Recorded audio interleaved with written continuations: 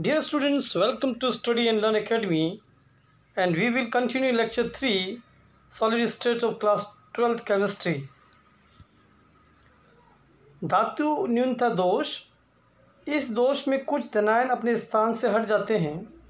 ठोस की विद्युत उदासीनता को बनाए रखने के लिए अन्य धातु आयन अपनी ऑक्सीकरण अवस्था को बढ़ा देते हैं।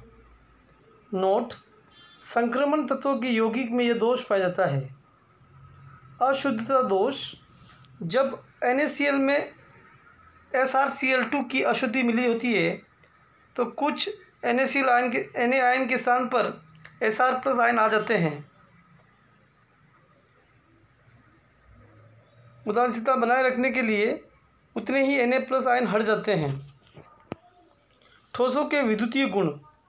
ठोसों में विद्युतीय गुण इलेक्ट्रॉनों या धन छिद्रों की गति के द्वारा अथवा आयनों की गति के द्वारा होता है।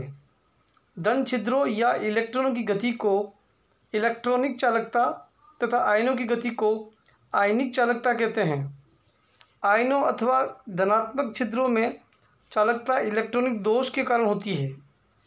इलेक्ट्रॉनों से चालन को N चालन तथा धन छिद्रों में से चालन को P चालन कहते हैं। शुद्ध आयनिक ठोस जहाँ चालन केवल आयनों की गति के द्वारा होता है, विद्युत उदासीन होते हैं। इनमें से गलित या विलीन अवस्था में ही विद्युत प्रवाहित हो सकती है। विद्युत चालकता के आधार पर ठोस 3 प्रकार के होते हैं। पहला, सुचालक कंडक्टर। इनमें विद्युत धारा का अधिकतम प्रवाह हो सकता है। इनकी चालकता 108 ओम पर सेंटीमीटर कोटि की होती है। उदाहरण धातु जैसे कि एल्यूमिनियम, कॉपर, Ag। विद्युत अपकृति जैसे कि NaCl, H2SO4। कुचालक non conductor.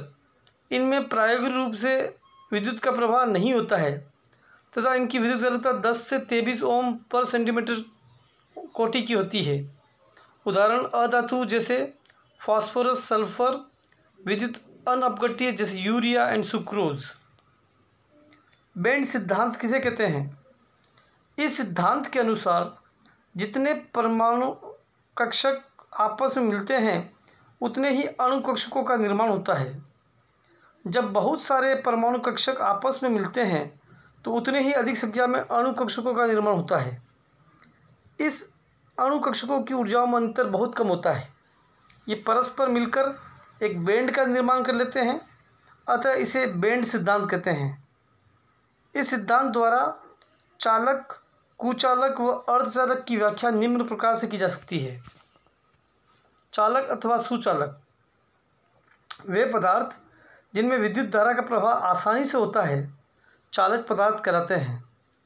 चालकों में मुक्त इलेक्ट्रॉन की संख्या अधिक होती है। उदाहरण चांदी, तांबा, एल्यूमिनियम आदि। उपयोग विद्युत धारा के प्रवाहन एवं विद्युत चलित उपकरणों के निर्माण में। अच्छे सुचालक के गुण: चालक में प्रतिरोध बहुत कम होना चाहिए। चालक सस्ता तथा सरलता से उपलब्ध होना चाहिए। चालक मजबूत होना चाहिए।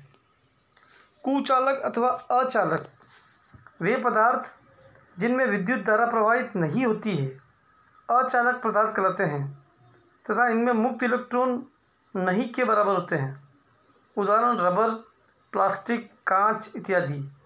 उपयोग चालक तारों के आवरण के लिए विद्युत रोधी वस्तु के निर्माण में। कुचालक के गुण: उच्च होना चाहिए, सस्ता एवं सरलता से उपलब्ध होना चाहिए। कुचालक पदार्थ मजबूत और जलरोधी होना चाहिए। अर्धचालक वे पदार्थ जिनमें सामान्य परिस्थितियों में विद्युत धारा प्रवाहित नहीं होती है, परंतु तापमान बढ़ाने या अशुद्धि मिलाने पर इनकी चालकता बढ़ जाती है और इनमें से धारा प्रवाहित होने लगती है। ऐसे पदार्थ अर्धचालक रहते हैं। इनका प्रतिरोध चालक पदार्थ से अधिक लेकिन अचालक पदार्थ से कम होता है। इनमें कम मात्रा में मुक्त इलेक्ट्रॉन पाए जाते हैं। उदाहरण सिलिकॉन एंड जर्मेनियम। उपयोग इलेक्ट्रॉनिक युक्ति जैसे डायोड, ट्रांजिस्टर, LED आदि के निर्माण में। डोपिंग किसे कहते हैं? अर्धचालकों में उसकी चालक क्षमता को कम या ज़्यादा करने के लिए उसमें किसी दूसरी धातु को मिलाया जाता है और इसी दूसरी धातु को मिलाने की पूरी प्रक्रिया को डोपिंग कहते हैं। किसी भी मटेरियल में दूसरा मटेरियल बनाने के लिए सबसे पहले उसकी एटॉमिक प्रॉपर्टी को देखा जाता है कि वह दोनों मटेरियल आपस में डोप्ड हो सकते हैं या नहीं।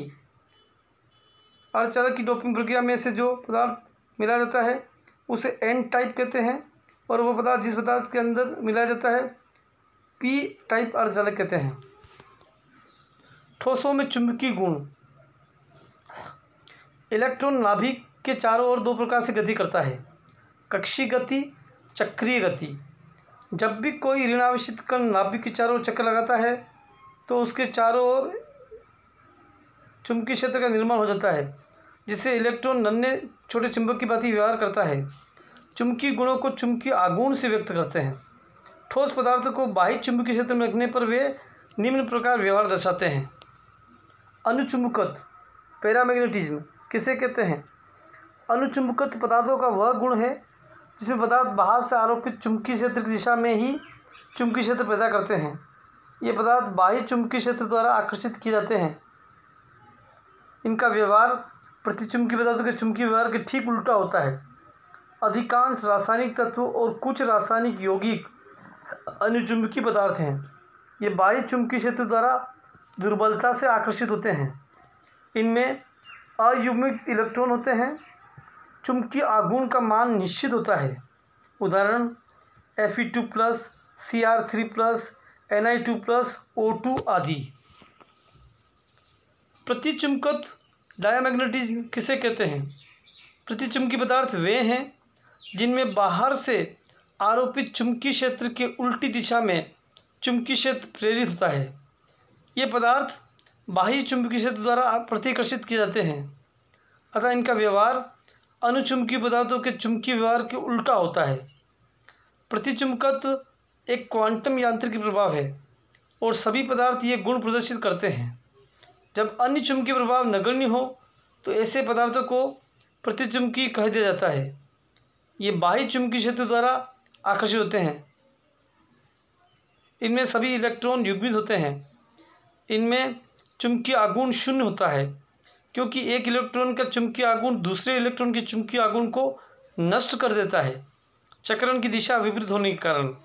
उदाहरण NaCl, C6H6, H2O आदि।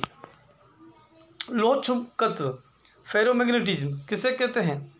लोह चुंबकत्व फेरी चुंबकत्व को मिलाकर ही वह मूलभूत तरीका है जिससे कुछ पदार्थ जैसे लोहा स्थायी चुंबक बनाते हैं या दूसरे चुंबकों की ओर आकर्षित होते हैं। वैसे प्रतिचुंबकीय और अनुचुंबकीय पदार्थ भी चुंबकीय क्षेत्र में आकर्षित या प्रशंसित होते हैं, किंतु इन पर लगने वाला बल इतना कम होता है कि उसे प्रयोगशालाओं में अत्यंत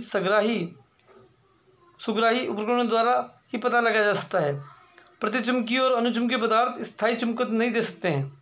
कुछ ही पदार्थ लोह चुंबकत्व का गुण प्रदर्शित करते हैं, जिनमें से मुख्य है लोहा, निकल, कोबाल्ट तथा इनकी मिश्र धातुएं, कुछ रेयर अर्थ धातुएं तथा कुछ सहज रूप से प्राप्त खनिज आदि।